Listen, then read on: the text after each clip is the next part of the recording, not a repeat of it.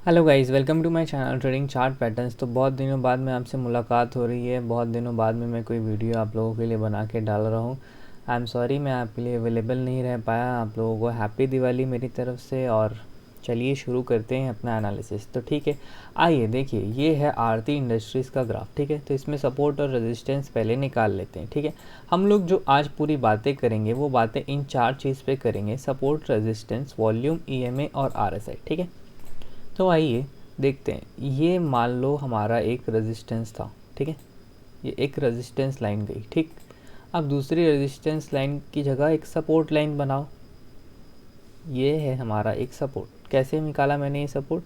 ये लाइन मैंने यहाँ से खींची, इसको एक्सटेंड किया, दोनों को मिलाया और आगे खींच दिया। ठीक है, अब एक और रेजिस्टेंस मुझे दिखाई देता है, वो यहाँ से आ रहा था, देखो। ठीक है, तो स्टॉक ने क्या किया, जब इसने इस वाले रेजिस्टेंस को ब्रेक किया अप साइड में, ठीक है, तो इसके ऊपर ये सस्टेन नहीं रह पाया और नीचे साइड आ गया। ठीक, नीचे साइड आया तो कहाँ आया, देखो, इसी रेजिस्टेंस को ब्रेक करके जो निकला था वहीं आके क्या किया इसने, परसों सपोर्ट लिया। ठीक, इधर तक क्लियर हुआ। ठीक है, अब देखो, जब ये ऊपर से नीचे तक आ रहा है तो क्या कोई आपको पैटर्न दिखाई दे रहा है कि इसने कोई पैटर्न बनाया हो? तो इसने एक पैटर्न भी बनाया है, ये देखो, ऐसा नीचे गिरने वाला पैटर्न। ठीक है, ये ऐसा नीचे गिरने वाला पैटर्न इसने बनाया है। ठीक, ये हो गया हमारा एनालिसिस डेली टाइम फ्रेम में। ठीक है, सपोर्ट और रेजिस्टेंस के बेसिस पे। ठीक, तो अगर सपोर्ट एंड रेजिस्टेंस के बेसिस पे हमने ये एनालिसिस किया तो अब एक बार वॉल्यूम चेक कर लेते हैं। ठीक है, तो इस स्टॉक में देखो, move to new pen below. ठीक है, इधर से ये हटा दो, ये हटा दो। अभी देखो, इसमें वॉल्यूम क्या हो रहा है, डाउन साइड डिक्रीज़ हो रहा है। ठीक है, वॉल्यूम डाउन साइड गिर रहा है। ठीक, डेली टाइम फ्रेम में टू बी प्रिसाइज। लेकिन पिछले 2 दिन लगातार सेलिंग हुआ। ये मोहरा ट्रेडिंग वाले दिन का छोटा सा बाइंग है। ठीक है, अब आ जाओ इस स्टॉक के ईएमए के ऊपर में। ठीक है, तो ईएमए के ऊपर हम लोग क्या देखते हैं कि जो 200 ईएमए है जो कि सपोर्ट का काम करता है, वो आ रहा है अराउंड 843 845 रुपीज़। ठीक है, 843 845 रुपीज़। ठीक, और ये प्राइस कहाँ पे है? करेंट मार्केट प्राइस से ऑलमोस्ट 12% नीचे है। ठीक है, 958 से 12% नीचे है 845 का प्राइस। ठीक है, तो अभी स्टॉक कर क्या सकता है, इसके बारे में सोचो, अपना दिमाग लगाओ और दिमाग लगाने के बाद में ट्रेड करो। लेकिन बड़े टाइम फ्रेम में एनालिसिस आपने किया, ट्रेड करने के लिए छोटा टाइम फ्रेम यूज़ करते हैं। तो छोटे टाइम फ्रेम में आ जाओ अभी अपने डेली में। ठीक है, तो आ जाओ सबसे पहले आवरली में। ठीक, तो जब अपने आवरली में आए, अपने ये वाला ईएमए बंद कर देते हैं, तो इसमें क्या देख रहे हैं कि ये जो स्टॉक है, ठीक है, ये जो स्टॉक है इसमें ये वाला लाइन सपोर्ट का काम कर रहा है। ठीक है, ये लाइन सपोर्ट का काम कर रहा है। ठीक, और ये वाली जो लाइन है ये रेजिस्टेंस का काम कर रही है। ठीक है, लेकिन इस लाइन को एक बार 2 बार टेस्ट किया है, इस लाइन को एक बार 2 बार, तीसरी बार लगभग टेस्ट किया है, लेकिन बोल नहीं सकते कि हाँ 100% टेस्ट किया होगा। ठीक, तो इस साइड 3 बार लगभग टेस्ट कर लिया, इस साइड 2 ही बार टेस्ट किया। अब हम लोग इस पर ट्रेड करेंगे कैसे? आओ थोड़ा सा और छोटा करते हैं अपने टाइम फ्रेम को। ठीक है, तो और थोड़ा सा छोटा किया तो हमने क्या देखा कि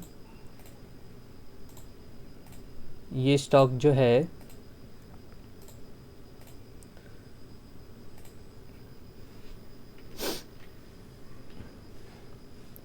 इसमें ये वाला एक छोटा सा रेजिस्टेंस दिखाई देता है।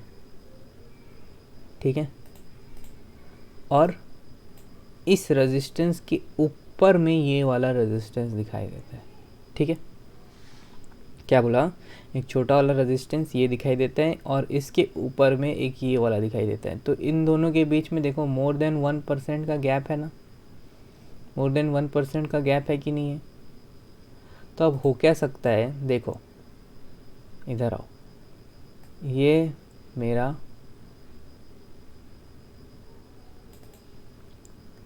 फ्यूचर देखो क्या बना, ये देखो क्या बना। अगर कल या 1-2 दिन तक स्टॉक यहाँ आके रुकता है, ठीक है, और फिर यहीं से 970 172 के आसपास से फिर एक बार नीचे साइड आता है 952 तक, और फिर इसके बाद वापस रिवर्स करके इसी लाइन के आसपास रुकता है 968 टू 970 रुपीज़, ठीक है। तो ये तीनों मिलके क्या बना देंगे, हेड एंड शोल्डर बना देंगे। तो उस केस में स्टॉक ऐसे झट से अपसाइड एक स्विंग लगाएगा, ठीक है, अपसाइड स्विंग लगाएगा। तो लगभग मान लो ये जो स्विंग लगाएगा ये इतने ऊपर तक का लगाएगा, ठीक है। तो इतने ऊपर तक मतलब 992, और अल्टीमेटली आ जाएगा कहाँ पे, ये 992 यहाँ के रेजिस्टेंस तक आ जाएगा। तो आप इसमें ट्रेड कैसे कर सकते हो इंट्राडे के लिए, अगर ये स्टॉक अपना फंक्शन ऐसा करके कंप्लीट कर ले 1-2 दिन में, उसके बाद में ये अपसाइड के लिए निकलेगा, तो हम लोग बाई करेंगे 973 के ऊपर। बाई कैसे करेंगे, कोई एक 15 मिनट का कैंडल क्लोज हो जाने दीजिए 973 के ऊपर, फिर उसके हाई के ऊपर आप बाई कीजिए, उसी के प्रीवियस कैंडल के लो का स्टॉप लॉस लगाइए, और 991 990 के टारगेट के लिए होल्ड कीजिए इस स्टॉक को। इंट्राडे का ही ट्रेड बनेगा। लेकिन अगर ये इसको ऐसे ऐसे अपसाइड ब्रेक करते हुए चला गया, ठीक है, अपसाइड ब्रेक करते हुए चला गया, तो उस केस में एक एडवांस थ्योरी में आपको एनालिसिस करके बताता हूँ, ठीक है। तो उस केस में देखो, ये जो स्टॉक है ये जितना भी ऊपर चला जाए, ठीक है, देखो पहले इसने अपसाइड कहाँ से कहाँ तक लगाया था, यहाँ तक लगाया था, ठीक है। तो अपसाइड यहाँ से यहाँ तक लगाने के बाद में ये नीचे आ गया 939 के आसपास, ठीक है, 939 के आसपास आ गया।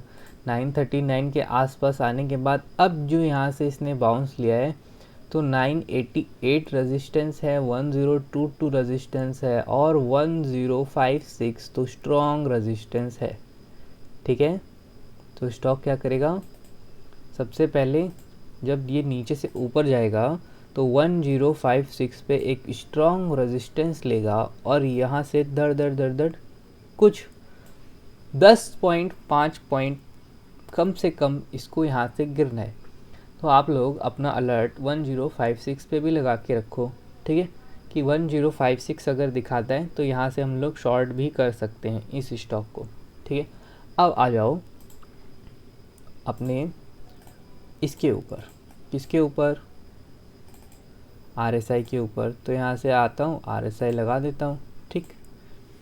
RSI लगाने के बाद में आप देखो क्या हो रहा है, RSI नीचे की तरफ शिफ्ट हो रहा है, ठीक है, मतलब ये अपने आप को नीचे साइड लेके आ रहा है डेली में, ठीक है।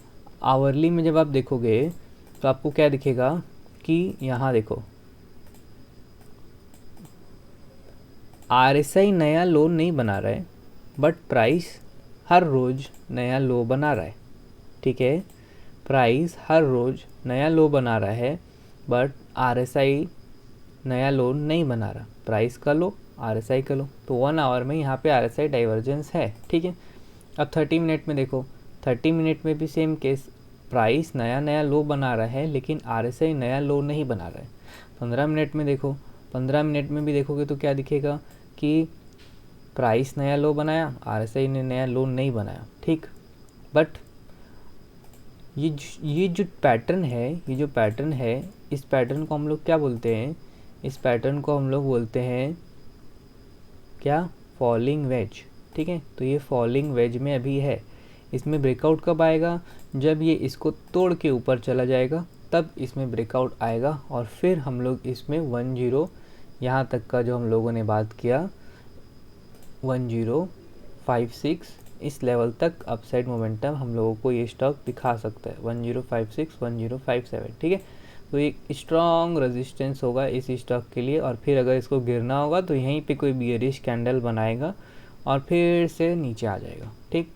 लेकिन अब कुछ हम लोग पूछेंगे कि है ना, हम लोगों को लॉन्ग टर्म बाइंग करना है आरती इंडस्ट्रीज़ में, तो कहाँ पे करें, ठीक है। तो देखो, हम लोग यहाँ पे अपना एक लाइन बनाए थे, तो ये सपोर्ट है, ठीक है। तो हमेशा जब स्टॉक बुल रन में होता है तो उसमें बाइंग कहाँ होता है, सपोर्ट पे होता है। तो अगर ये स्टॉक गिरते गिरते 870 आ जाए या 870 से ज़्यादा 850 के आसपास आ जाए, तो एक स्ट्रॉन्ग सपोर्ट का काम करेगा, जो कि आपका ये वाला लेवल मान लो, ठीक है। ये वाला लेवल मान लो जो कि प्रीवियस रेजिस्टेंस था, सॉरी प्रीवियस सपोर्ट था, ठीक है। अब जब इसको ब्रेक करेगा तब आप इन्वेस्टमेंट का सोचो इस रेट में 860 से 840 के आसपास अगर कोई बुलिश कैंडल दिखे तो यहाँ पे इसको उठा लो लॉन्ग टर्म इन्वेस्टमेंट के लिए, और अगर ऐसा कोई नहीं दिखे तो छोड़ दो चुपचाप, क्योंकि अभी इसका पैटर्न थोड़ा ठीक ठाक नहीं लग रहा है। कैसे, देखो ये क्या है और ये क्या है, फिर ऐसे बन के अगर नीचे आ गया तो ये फिर और नीचे जाएगा ना। तो इसीलिए आप लोग इसमें अगर इन्वेस्टमेंट करना चाहते हैं तो अभी बिना सोचे समझे मत कूदो, एक बार इसको 200 EMA को टेस्ट कर लेने दो। 845 से 50-60 रुपीज़ का होगा ये लेवल, अगर यहाँ पे टेस्ट हो जाए तब लॉन्ग टर्म इन्वेस्टमेंट करना। तो इंट्राडे के लिए बता दिया, सपोर्ट रेजिस्टेंस बता दिया, RSI बता दिया, वॉल्यूम के बारे में बता दिया। तो that's it for Aarti industries. अगर आपने हमारे बाकी 2 चैनल सब्सक्राइब नहीं किया है तो उसमें भी कर लीजिए, क्योंकि एक दिन में यहाँ पे सिर्फ 20 वीडियो ही अपलोड हो सकता है, तो आप 20 वीडियो से ज़्यादा, 20 स्टॉक से ज़्यादा का एनालिसिस देख भी नहीं पाओगे, ठीक है। Thank you for watching.